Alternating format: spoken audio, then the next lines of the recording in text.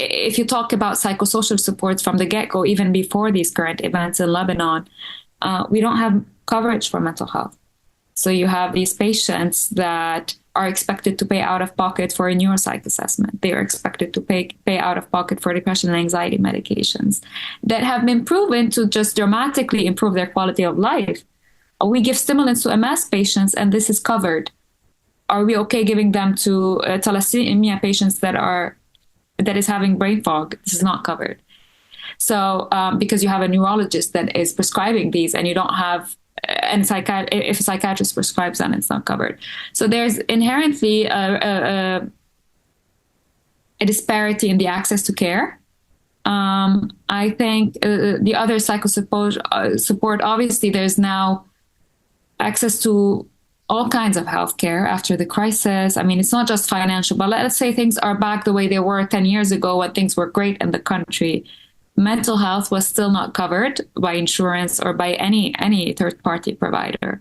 And so I think that's a major issue. The other psychosocial support, I mean, I really want to focus on adults, because I think there's a lot being, and research most always is allocated. It's very easy to allocate it to children. But you have these subset of thalassemia patients that only transition. First, they have worse quality of life than thalassemia major, actually, because there was a study, 0%, 0%, so 0 of the patients interviewed actually said they had any form of psychosocial support in terms of support, because these are adults. They have lived some sort of normal life up until they were 18. Their disease manifested, when they were transitioning into adulthood.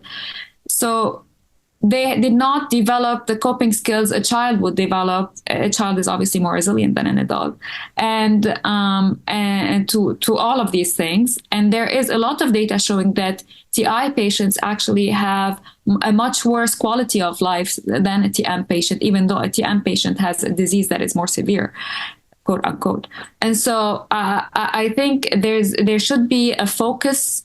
I think this is done in sickle cell because these patients have pediatric onset, but I think there should be a focus on patients transitioning into adulthood in terms of support with even basic things like education, getting them through that gap where they can be functional, productive adults holding down a job, while we account for the problems that come with a new onset thalassemia diagnosis, whether that's a brain fog, whether that's an expensive therapy that they can't access. And so the expectations that these patients should be just as functional as regular adults is falls short. There's another thing that I show in the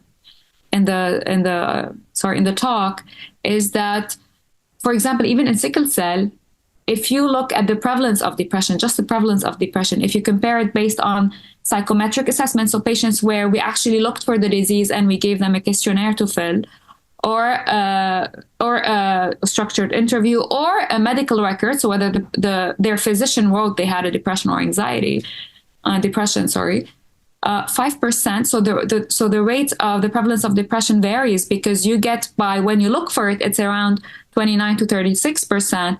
But in the records, it's only at 5%. So we are really the primary provider, which is the primary point of entry of a patient. They're hematologists, and I'm going to get a lot of backlash because all the crowd is hematologists. They are only detecting it, at least recording it or taking notice of it, in 5% of those patients. So that tells you about the rate of referral to a mental health provider to start with.